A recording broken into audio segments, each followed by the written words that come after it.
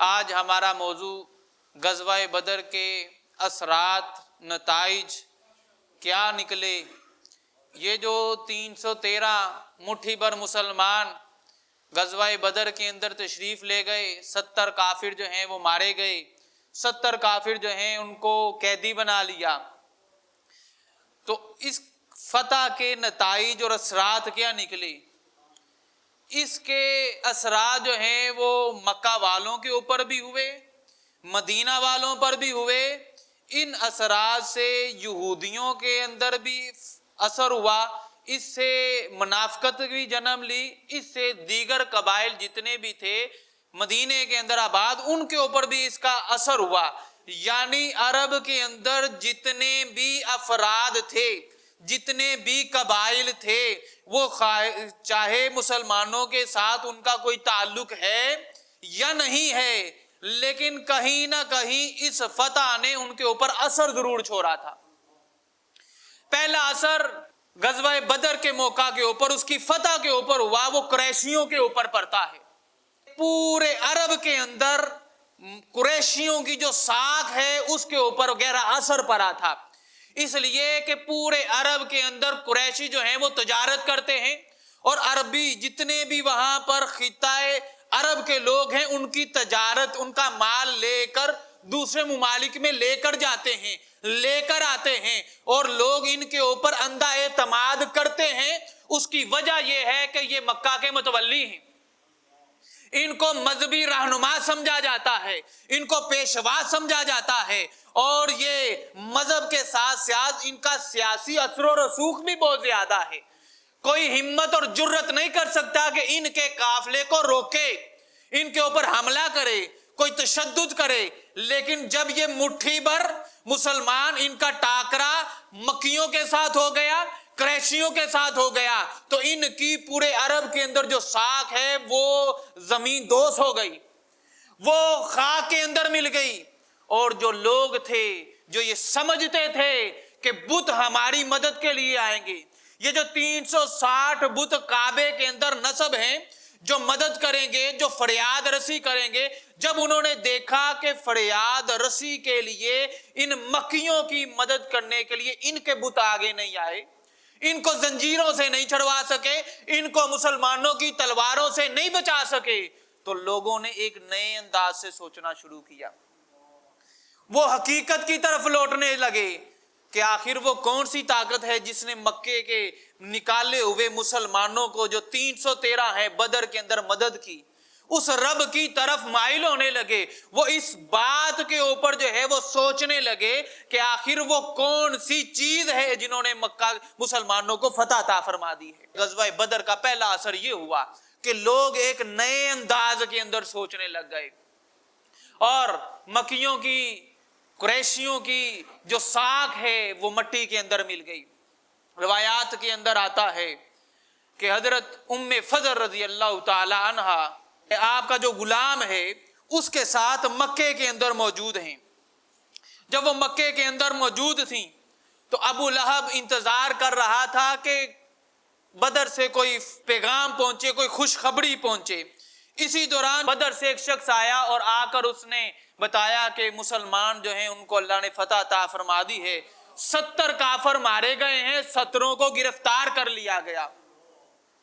ابو لہب جو ہے، جو خوشخبری کی امید رکھے ہوئے تھا، وہ جناب اس کے اوپر لپکا، اس نے کہا یہ دیوانہ ہو گیا ہے، اس سے پوچھو کہ میں کون ہوں، میرے بارے تو بتلائے۔ وہ ابو لہب جو دشمنی کے اندر نمبر 1 ہے، اور وہ کسی طرح بھی حضور صلی اللہ علیہ وآلہ وسلم پر ایمان لانے کے لیے آمادہ نہ ہوا تھا، نہ وہ ہوا، نہ اس کو ہونا تھا۔ وہ جب اس نے سنا کہ مسلمانوں کو فتح ہو گئی، یہ خوشخبری سنا رہا ہے اور ہمارے لیے صف ماتم کا پیغام لے کر آیا ہے، تو اس نے کہا اس سے ذرا میرے بارے تو پوچھو۔ جب پوچھا تو اس نے فوری اس کے متعلق بتا دیا، اسے سکون نہ ہوا، یہاں تک کہ ابو سفیان مکے پہنچا۔ ابو سفیان سے اس نے پوچھا بتاؤ کہ وہاں پر کیا گزری تمہارے اوپر؟ ابو سفیان کہنے لگا بخدا ہمارا ٹاکرا مسلمانوں کے ساتھ ہوا ہی نہیں، ہم مسلمانوں سے لڑے ہی نہیں، ہم جب بدر کے اندر گئے ہیں تو ہوا یوں کہ ہم نے اپنی گردنیں ان کے آگے کر دی. لو جس طرح چاہتے ہو ہماری گردنیں کاٹ دو, جس طرح چاہتے ہو ہمیں زنجیروں سے باندھ لو, رسیوں سے باندھ لو, ہمیں گھسیٹو, بخدا ہمارا ٹاکرا مسلمانوں سے نہیں ہوا, ہمارا ٹاکرا جو ہے سفید لباس پوشوں سے ہوا ہے, جو آسمان زمین کے درمیان حائل تھے ان کے ساتھ ہمارا ٹاکرا ہوا ہے. ہم ان کے ساتھ مقابلہ نہیں کر سکتے تھے. ام الفضل کے اس غلام نے کہا خدا کی قسم یہ فرشتے تھے جو مسلمانوں کی مدد کے لیے اترے. ابو لہب نے سنا تو غصے میں آ کر تماچا مارا. وہ غلام کمزور آدمی گر گیا, اسے مارنے لگا. ام فضل نے دیکھا کہ میرے غلام کو مارا ہے تو بھاگ کر ہاتھ کے اندر ایک سٹک تھی, ایک چھڑی تھی, اسی کو لے کر ابو لہب کے سر میں دے مارا. تمہیں شرم نہیں آتی؟ تم اس غلام کو مار رہے ہو جس کا آقا یہاں پر موجود نہیں ہے. اور وہ فرماتے ہیں کہ 7 دن کے بعد ابو لہب جو ہے وہ واصل جہنم ہو گیا. حالت یہ تھی کہ 3 دن تک اس کی لاش کعبے کی مکے کی گلیوں کے اندر پڑی رہی, کوئی ہاتھ نہیں لگاتا تھا. اس کے بیٹے وہ بھی ہاتھ نہیں لگاتے تھے. وہ دشمن خدا کا, دشمن رسول کا یوں انجام ہوا. لوگوں نے تانے دیے, بو آنے لگ گئی کہ تمہیں شرم نہیں آتی, تمہارا مکے کا سردار ہے. اور اس کو دفن نہیں کیا, اس نے نوکر غلام منگا کر پیسے دے کر مکے سے باہر اس کو جو ہے وہ دفن کروایا, غسل بھی نہیں دیا. یہ انجام ہوا اس کا. چاہیے تو یہ تھا مکے والوں کو کہ جب انہیں پتہ چل گیا کہ یہ 360 بت ہماری مدد کے لیے بدر میں نہیں آئے لیکن 313 کے لیے آسمان سے فرشتے اترے ہیں, تو جناب ایمان لے آتے, مان لیتے, وہ حضور صلی اللہ علیہ وآلہ وسلم سے صلح کر لیتے, معافی مانگ لیتے. لیکن نہیں, دشمنی اور بڑھ گئی, اناد اور بڑھ گیا, غصہ اور بڑھ گیا. یہ اثر جو ہے وہ پہلا مکیوں کے اوپر ہوا, دوسرا اثر مدینے والوں کے اوپر ہوا. عاشقین مصطفیٰ صلی اللہ علیہ وآلہ وسلم کے اوپر یہ ہوا کہ ان کا ایمان بڑھ گیا, اللہ کے اوپر یقین بڑھ گیا, توکل جو ہے وہ بڑھ گیا. اور پھر وہاں پر جو مدینے میں رہنے والے یہودی تھے اور تیسرے لوگ جو ہیں وہ منافق پیدا ہو گئے. اس فتح کا نتیجہ یہ بھی نکلا, جب فتح ہوتی ہے, جب آپ کو عروج ملتا ہے تو قریبی لوگ حسد کے وجہ سے آپ کے دشمن بھی ہو جایا کرتے, دشمن بھی ہوتے ہیں حسد کی وجہ سے. حضرت سلیمان علیہ الصلوۃ والسلام کا دور ہے, آپ کا مجمع لگا ہوا ہے, مجمع لگا ہوا تو ہدہد بولا. اس نے کہا حضور اللہ نے مجھے یہ طاقت دی ہے کہ میں آسمان کی بلندیوں کے اوپر اڑ رہا ہوتا ہوں تو میں دیکھ کر بتا سکتا ہوں, مجھے پتا چل جاتا ہے کہ زمین کے اس حصے میں پانی ہے, اس حصے میں پانی نہیں ہے, اس حصے میں پانی ہے, اس میں نہیں ہے.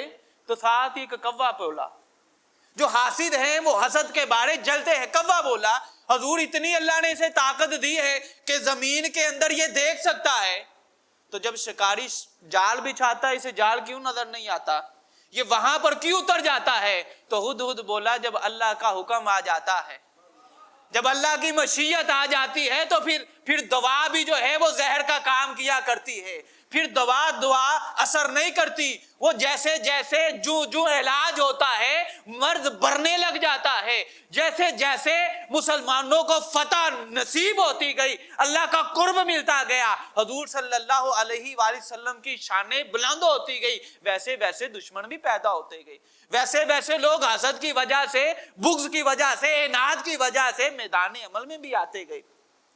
اور اس کا اثر یہ بھی ہوا کہ مدینے کے جتنے بھی قبائل ہیں, ارد گرد کے قبائل, اگرچہ وہ مسلمان نہیں ہوئے لیکن محاورہ پنجابی کا کہ چڑھ دے سورج نو سلام, جب انہوں نے دیکھا کہ ان کو فتح مل گئی 313 لوگوں کو مکیوں کے خلاف, تو انہوں نے چڑھتے سورج کو سلام کیا, انہوں نے معاہدات کیے. وہ معاہدات کے ذریعے حضور صلی اللہ علیہ وآلہ وسلم کے ساتھ بندھ گئے, اور اس کا نتیجہ یہ نکلا کہ استحکام مدینہ ہوا, استحकाम रियासत हुआ, जब मुआहिदात के अंदर वो बंधे तो खराज और टैक्स का निजाम नाफिज किया गया, और फिर माले गनीमत की वजह से वो रियासत मदीना का जो निजाम है उसको चलाने के अंदर मदद जो है वो मिली। और अब हुजूर सल्लल्लाहु अलैहि वसल्लम की मदीना के अंदर जो हैसियत है वो फकत सालिस की नहीं रही, फकत एक मजहबी रहनुमा की नहीं रही, बल्कि वो हैसियत उससे बढ़कर एक सियासी लीडर की भी बन चुकी थी। और लोग आप सल्लल्लाहु अलैहि वसल्लम के परचम के तले जो है वो जमा भी होने लग गए थे। और तीसरा यहां पर जो असर हुआ वो यहूदियों के ऊपर, चूंकि यहूदियों के ऊपर हुजूर सल्लल्लाहु अलैहि वसल्लम को यकीन था कि जो हजरत इब्राहीम अलैहिस्सलाम को मानते हैं तो हम भी इब्राहीम अलैहिस्सलाम के दीन को लेकर आए, उस दीन को मनसूख नहीं किया बल्कि उसकी तजदीद कर दी है, जो गलत अकायद थे उसकी इस्लाह कर दी है। तो जब ये देखेंगे यहूदी तो इन्हें चाहिए ईमान ले आते। ईसाइयों का जो मर्तबा, ईसाइयों का जो ताल्लुक है वो अलग नौइयत का था, उनका ये मजहबी तसव्वुर बन गया था कि हजरत ईसा अलैहिस्सलाम अल्लाह के आखिरी नबी हैं, 1200 साल पहले उनके ऊपर नबूवत खत्म हो गई, वो नए नबी को आसानी से मान नहीं सकते थे।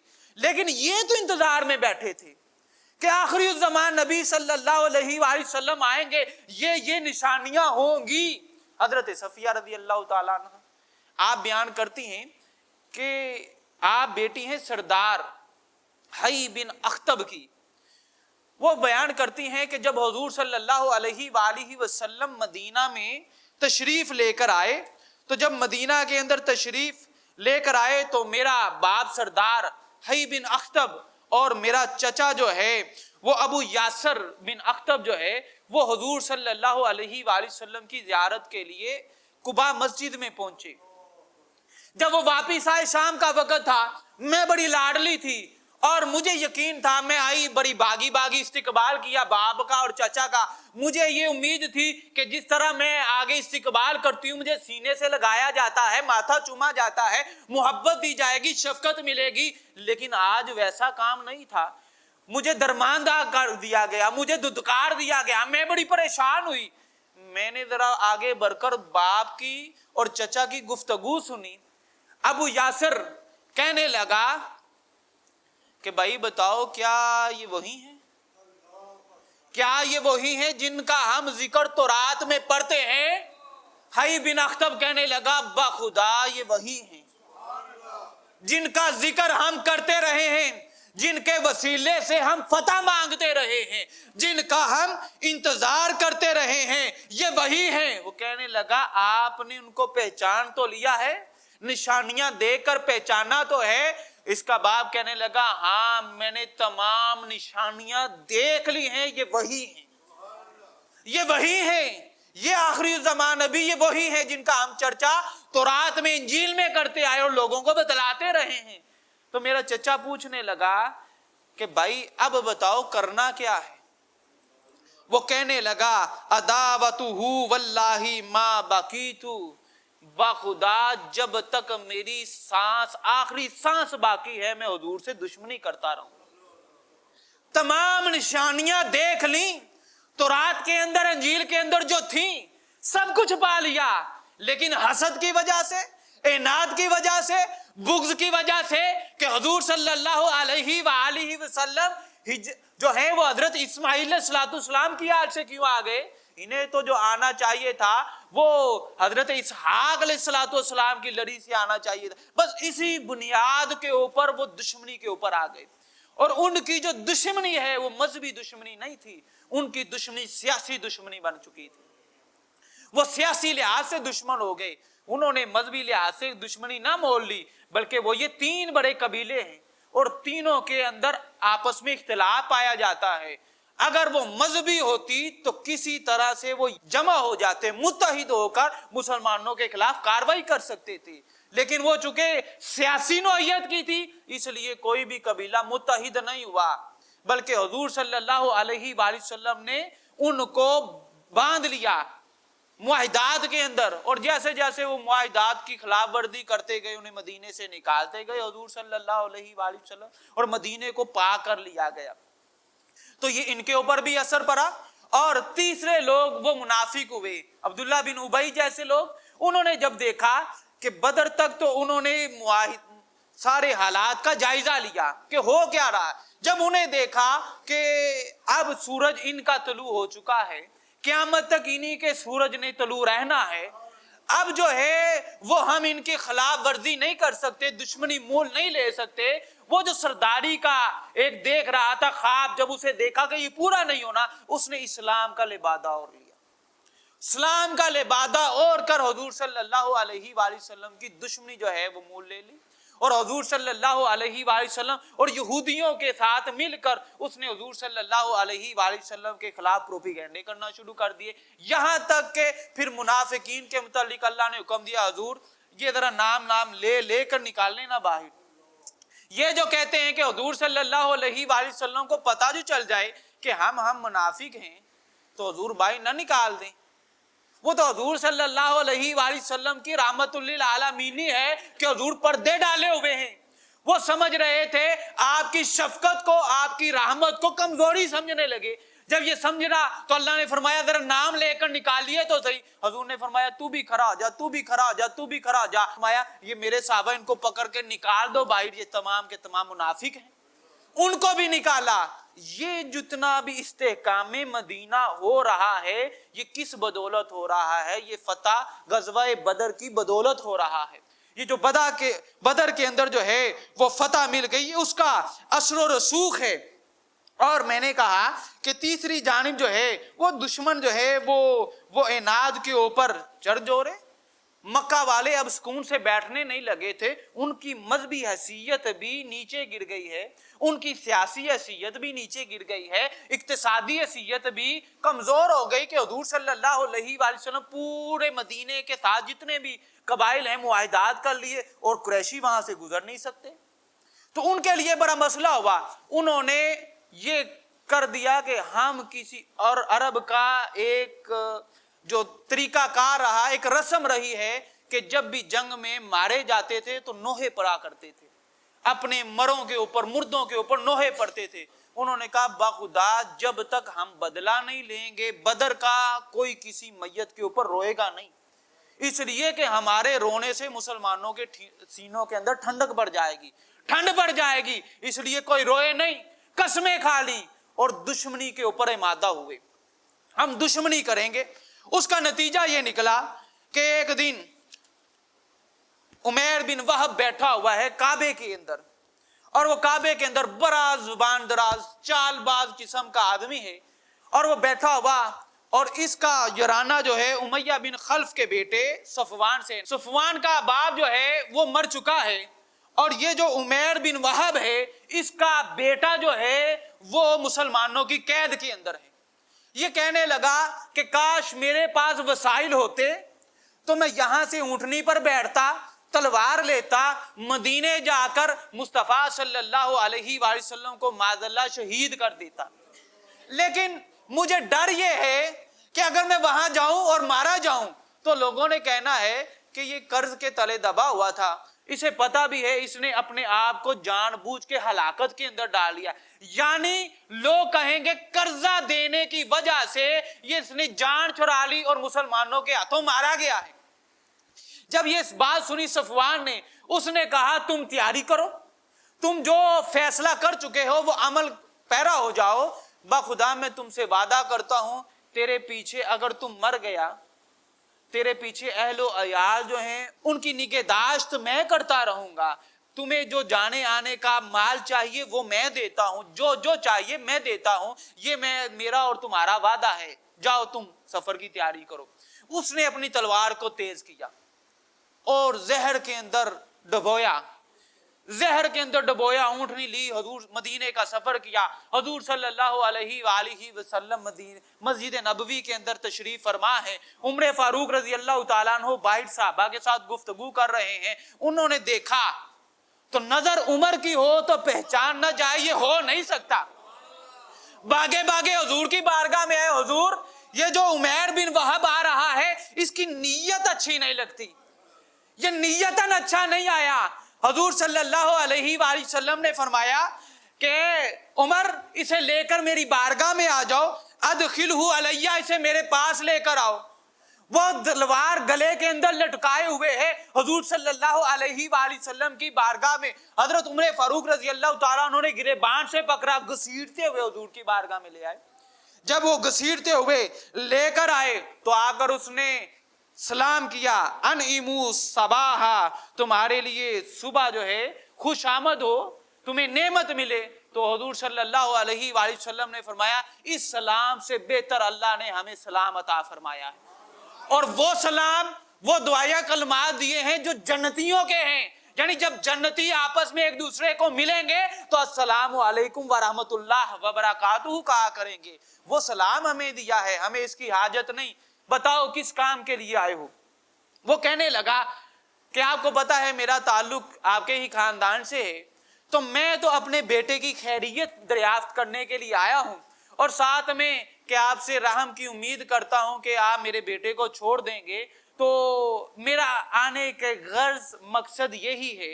तो हजूर सल्लल्लाहु अलैहि वसल्लम ने कहा, ये तो तुमने गिरेबान के अंदर तलवार लटकाई है, इसका क्या मकसद है, ये क्यों लटकाई हुई है?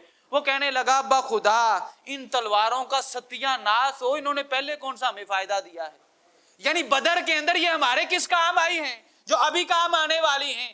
उसने कहा बाल टाल भी होगी। हजूर सल्लल्लाहु अलैहि वसल्लम ने फरमाया, ए उमैर बिन वहब बता तो सही आया किस काम के लिए है? उसने कहा हुजूर इसी काम के लिए आया हूं कि मैं अपने बेटे की खैरियत दरियाफ्त करूं और उसके मुतालिक जान लूं कि क्यों कि उसका हाल क्या है, उसको छुड़वा कर ले जाऊं। हजूर सल्लल्लाहु अलैहि वसल्लम ने फरमाया, उमैर बिन वहब काबे के अंदर बैठकर सफवान के साथ जो बात हुई है तू बताता है या मैं तुम्हें बता दूं? वो जो काबे के अंदर गुफ्तगू करके आ रहा है, जो मुआहिदा किया है, तू बताता है या मैं बताऊं? तू इस बात पर यहां नहीं आया कि मदीने आएगा, मुझे शहीद करेगा और सफवान तेरे खानदान की निगहदाश्त करेगा, उसको पैसे देता रहेगा, ये मुआहिदा करके नहीं आया। वो कहने लगा, खुदा की इज्जत की कसम, हजूर यही मुआहिदा किया था और ये मुआहिदा उसके और मेरे दरमियान था। हजूर सल्लल्लाहु अलैहि वसल्लम ने फरमाया, तेरे और मेरे दरमियान रब की जात है। तो वो कहने लगा, अशहदु अल्ला इलाहा इल्लल्लाहु वहदहु ला शरीका लहू व अशहदु अन्ना मुहम्मदन अब्दुहु व रसूलुहु। या रसूल अल्लाह, मैं आप पर ईमान लाता हूँ, आपके रब पर ईमान लेकर आता हूँ जिसने मक्के में हमारे दरमियान होने वाली गुफ्तगू को आप मदीने में बैठ पर मतला फरमा दिया। उस रब पर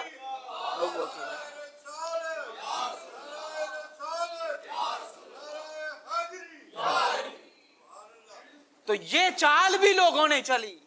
क्यों चली? कि हुजूर सल्लल्लाहु अलैहि वसल्लम को रूज मिल रहा है। हुजूर सल्लल्लाहु अलैहि वसल्लम रियासत मदीना और दीन इस्लाम की तबलीग के अंदर, इशाअत के अंदर जो हैं वो सरगर्दा हैं, सरगर्म हैं। इसलिए उस दीन इस्लाम के चिराग को बुझाने के लिए हर मुमकिन कोशिश जो है वो की जाती रही। इसके अलावा इसके बहुत ज्यादा असरात निकले, जिसकी वजह से मुसलमान तब लोग जो हैं वो इस्लाम की तरफ रागिब हुए, उन्होंने इस्लाम को कबूल किया, इस्लाम की हकानियत जो है उनके ऊपर वाज़ेह हुई, दीन इस्लाम को जो है वो मजबूती मिली। और जितनी आगे फतूहात हुई हैं, उन फतूहात की वजह गज़वा बदर के अंदर होने वाली फतह है।